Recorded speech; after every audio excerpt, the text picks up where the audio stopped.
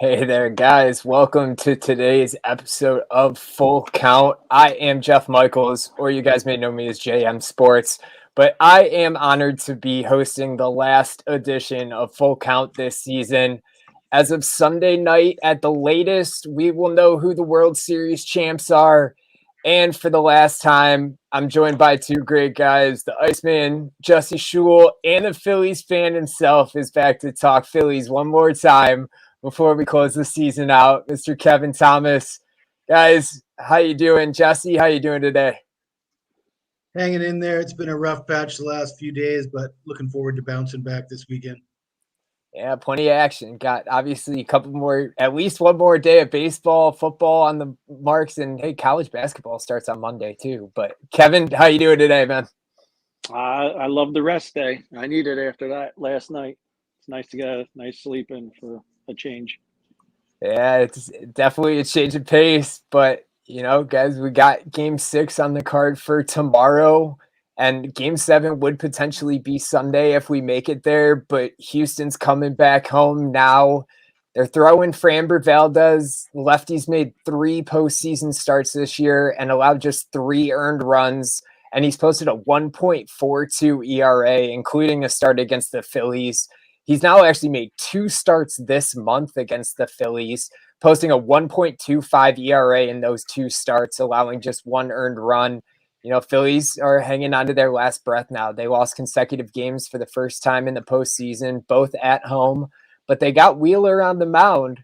So, Kevin, I'm going to let you kick it off. What are you looking at in this exciting game 6 as we close out the series? Well, if you look at this matchup from game 2, uh, Wheeler, I thought Wheeler looked good. I don't think he was getting the outside corner, which that's probably his leadoff pitch. He wants to get ahead of counters. He wants to get ahead of hitters all the time. He wants to be 1-0. He wants to get that strike. He wasn't getting it. It took him off his game. I think he was getting a little robbed on some of those outside. I'm biased. I'm a Phillies fan, but I thought Zach pitched a great game. I just think he wasn't getting those corners. So when he has to come in a little high, these Astros can hit that fastball. They're actually one of the better teams at doing it. I didn't like the Phillies yesterday. I actually went with the total.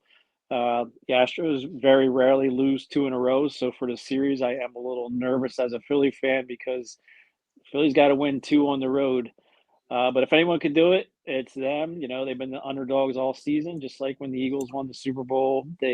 They sat on that underdog card and performed.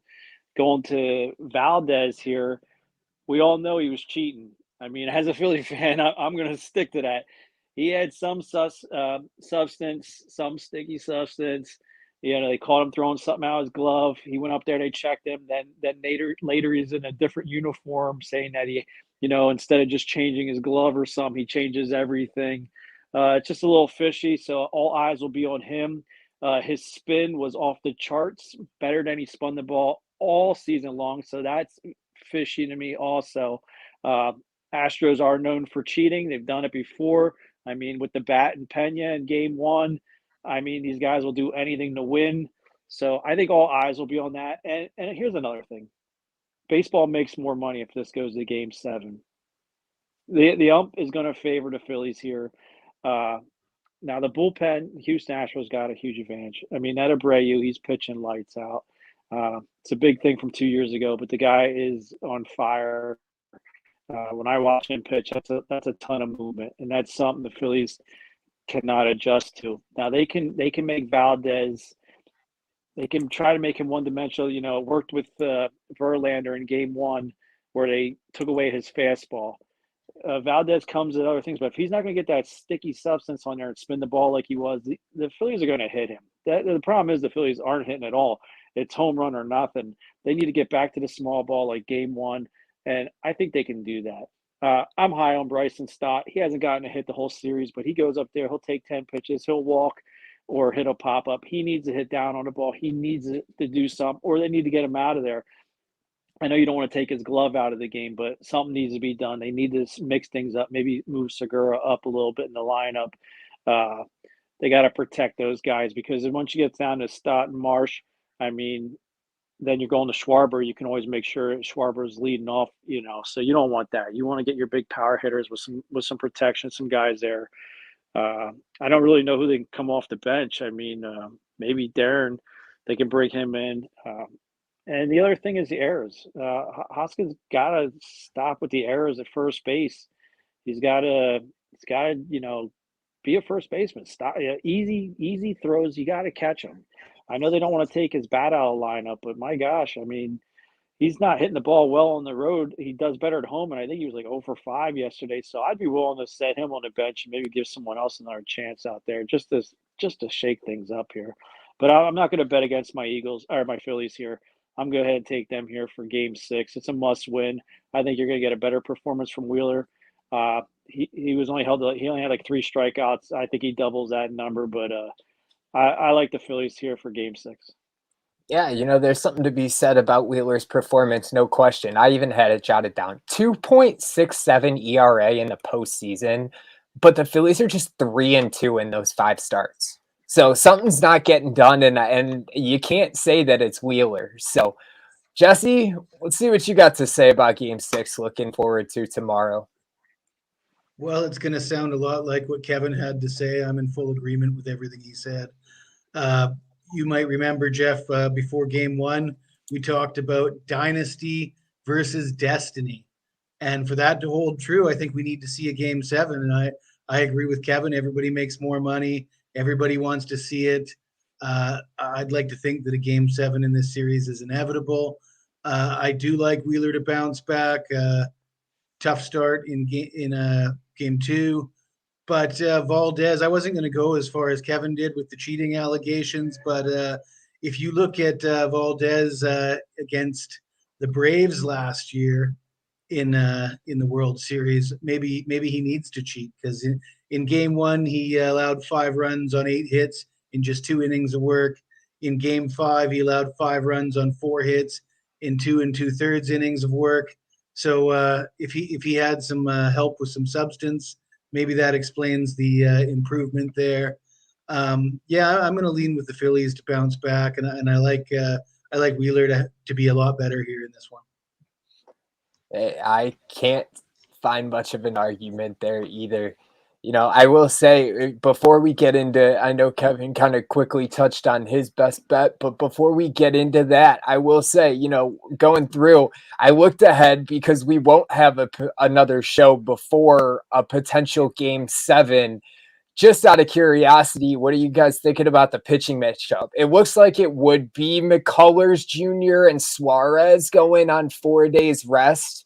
Obviously, that's not confirmed yet, but let's say the Phillies do pull it off tomorrow. You think, Kevin, do they have a potential to actually take 2 games in a row against Houston with Suarez potentially on the mound?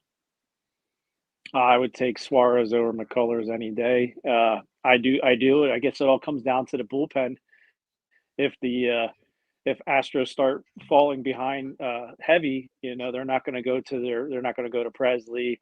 They're not going to go to Abreu. They'll go out with Stanek and finish the game there. Maybe Uriquita, he comes in and finishes the game like he did with McCullers last time. I don't see McCullers being the starter if they go to a Game 7. I don't. If he does 1 inning, I mean, you're going to have Christian Javier. No one can hit the guy. I know that'll be 4 days rest, but hell, he'll give you 2 shutout innings. So Game 7 would be interesting.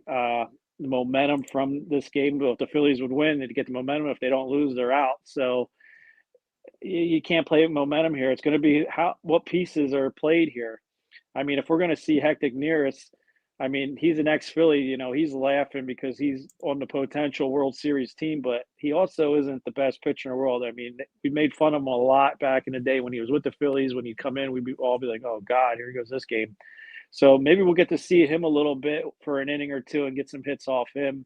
So I think it's going to all come down to the way Dusty Baker uses his bullpen. So the Phillies have to jump out to the lead and force his hand to either start warming up the their bullpen sound anyway, but I'd rather see Hector on Game 7 than Game 6, if you know what I mean.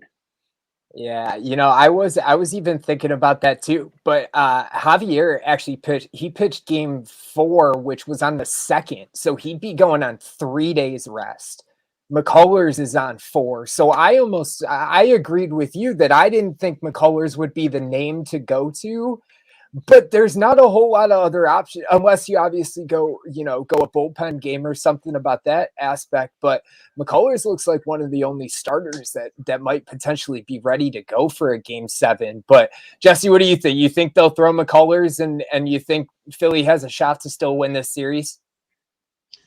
Yeah, I mean, I think if the Phillies can force a game 7, anything can happen. The nerves of a pressure-packed game 7, and from the Astros' perspective, once it starts slipping away, it's going to be hard to reel it back in. I could see that game 7 being a 1-0 game or a 1-1 game decided in extra innings that could go either way. What a perfect ending to a dynasty versus destiny kind of idea if we end up in that situation, right? The last thing I will mention that I did see, obviously, they're not going to make any huge injury reports on the off day. But for the first time, I saw a name pop up that Yuli Gurriel is actually listed as questionable for the game tomorrow, too. So don't know how much of a difference that really makes in the Houston lineup. But it is a potential name that could be out of that roster for a big game 6. But guys, I know we got one game that we're really talking about, potentially 2 games on the card for the weekend, but we aren't going to leave you on the last show without giving you a couple best bets. Kevin alluded to his earlier a little bit when he was talking. So why don't we let you lead it off, Kevin? Take it away. Yeah, I'm going to go ahead and take the Phillies to win game 6 here. It's all or nothing. So when I say all or nothing, that means if Zach Wheeler gives up 2 runs in the first or second, you're going to see Ranger Suarez come in. They're going to go to everybody because every arm will be available for game 6, especially for the Phillies. Now, the Astros, they got that lead, so they don't have to play this game. So I think the Phillies, in that aspect, they're gonna have everyone up in the bullpen. They can go through everybody and then worry about game 7 when it happens. So you can even see Nola out there pitch an inning if he has to. I guess it'll come down to batter versus pitcher, but I think the Phillies take this game. It's too much of a must-win, and it is destiny. So game 7 is destiny.